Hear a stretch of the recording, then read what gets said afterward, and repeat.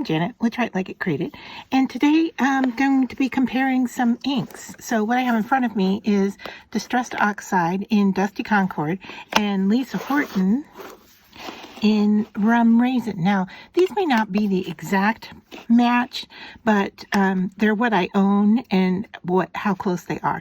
And I have been on a Lisa Horton kick, so I just got these in. It says that they're a premium dye-based matte blending ink, and they're similar in shape to the Distressed Oxide, and I wanted to see how well they relate to it, because it says they're blendable. They're highly pigmented, water-reactive dye, which is what Distressed Oxide is, a pigment ink fusion that creates a beautiful blended matte finish to your projects, and I'm interested to see what matte looks like. Excellent with water-based techniques, perfect for blending through stencils or creating eye-catching backgrounds. So these are non-toxic and acid-free. And so those are the two colors we're going to compare in the purples. And then I have Distressed Oxide in Pickled Raspberry and Lisa Horton's in Sugar Candy. And then I have Squeezed Lemonade in Distressed Oxide and Juicy Pineapple in Lisa Horton. So these are the 6 that we're going to try. And like I said, these were the ones that I had most comparable in colors.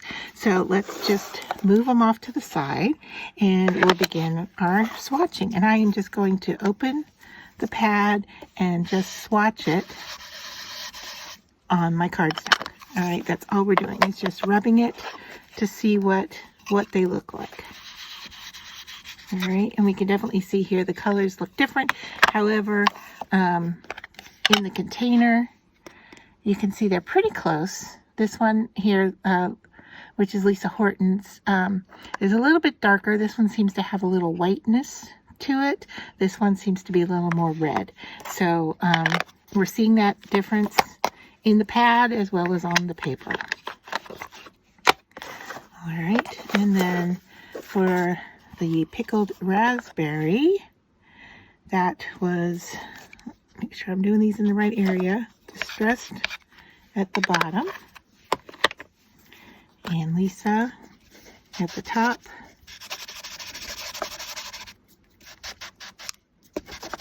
All right, I'm seeing a color difference.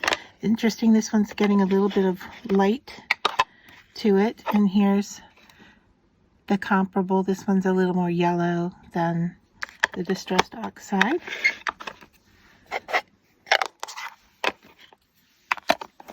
And then we have the Cloud 9.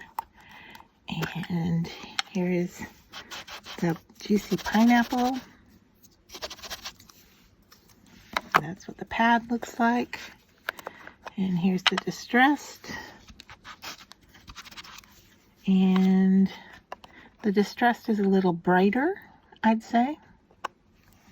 All right, but on the surface, they're similar, not totally different. All right, so let me move these out of the way, and let's get these to dry, and then we'll take a look at them and apply a little water and see how they react with water. All right, so they are now, for the most part, dry. What I'm seeing here is that the application of Distressed Oxide was thicker and took a lot longer to dry. I used a heat tool, and it took quite some time for that heat tool to dry the ink here. Lisa Horton's dried faster. However, the application here was not as thick. The only area that was quite similar, I would say, is this area of yellow up here. And as I move it in the light, it would shine similar to what's happening down here. I think I'm even seeing some of the yellow here, still not completely dry. I'm hoping that the camera is picking up that shine there. So I'm going to take my mister of water and just go over these and see what happens. All right, and I am looking for, yeah, I have some dry baby wipes here. You can see the reaction in the darker colors, right?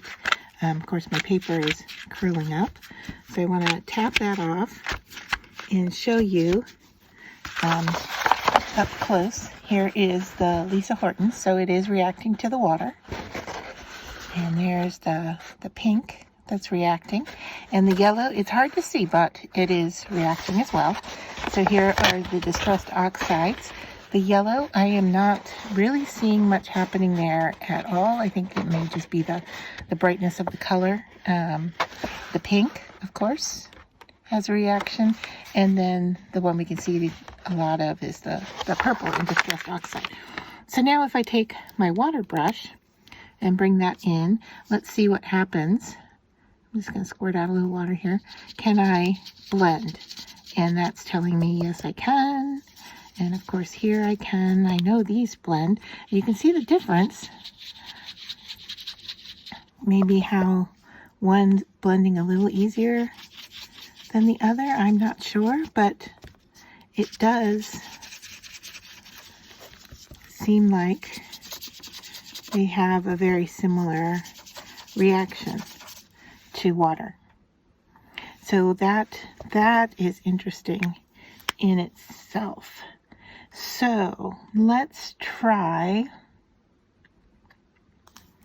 what happens if we stamp on top of these.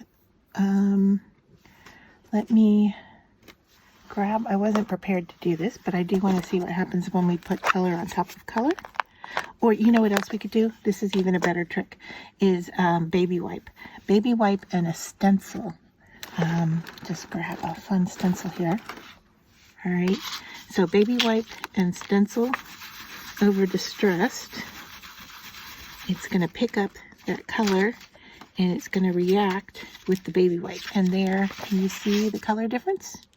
It's really, really different here in person. I don't know if it's showing as much on camera, but let's see what happens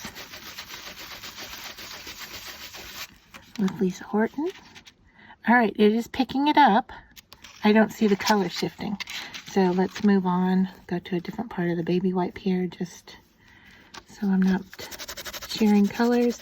There is something about the soap in baby wipes that cause a color reaction. Now there I'm not getting much pickup at all. And flipping over to the clean spot here.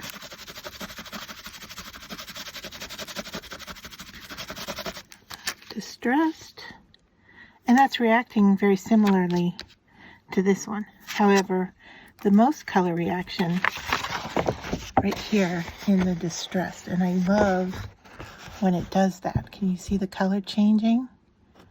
That is a really fun technique. I'm not seeing it as much in the Lisa Horton, but again, we're looking at a different color combination there. This one is definitely darker. This one was a thicker application. The pinks, this one is a little washed out. I think I went over the painted area some. It looks blurry in the camera, but that's exactly what it looks like on the paper. It is blurry. And then here is the Distressed Oxide version. So you can see where it's lightened up the design some. Hasn't really changed much of the color. I'm going to go into this darker area up here just to see if we can get this to work without being so blurry. So, small area, but we are getting a little bit of orange showing up there. It's an interesting technique. It's a fun technique to do. I really like it with the Distressed Oxides. The reactions in the darker colors can be quite extravagant. So yeah, I'm seeing a lot of similarities between the two. We'll have to look up the price point and see what the difference is in price. And as I said, they're about the same. And once again, let's just look at the pad itself and compare the Distressed to the Lisa Horton. So if I put them side by side, this one seems to be a little more fabric-y. This one I can see the texture in it. And if I turn it sideways and bring those in close for you to see, there is a difference. I'm not sure what the material differences are between the two pads, but it's definitely not a foam for the Lisa Horton. So, I mean, this one, the Distressed Oxides, you see the little fibers coming off the sides of the, I guess, stacked fabric. Not real sure what the material is here. If you know what it is, leave me a comment down below. That would be nice to know. This pad is brand spanking new, so we may not be seeing it exactly the same. Although I do see a few little fibers here along the edge. And if I touch that, that's kind of a rough surface. If I touch this, you could definitely see this one is thicker. And the Lisa Horton is larger. So there are the comparisons between the two. Let me know what you think. If you have Lisa Horton and you have tried them, let me know what your thoughts are and how similar you think they are to Distressed Oxides.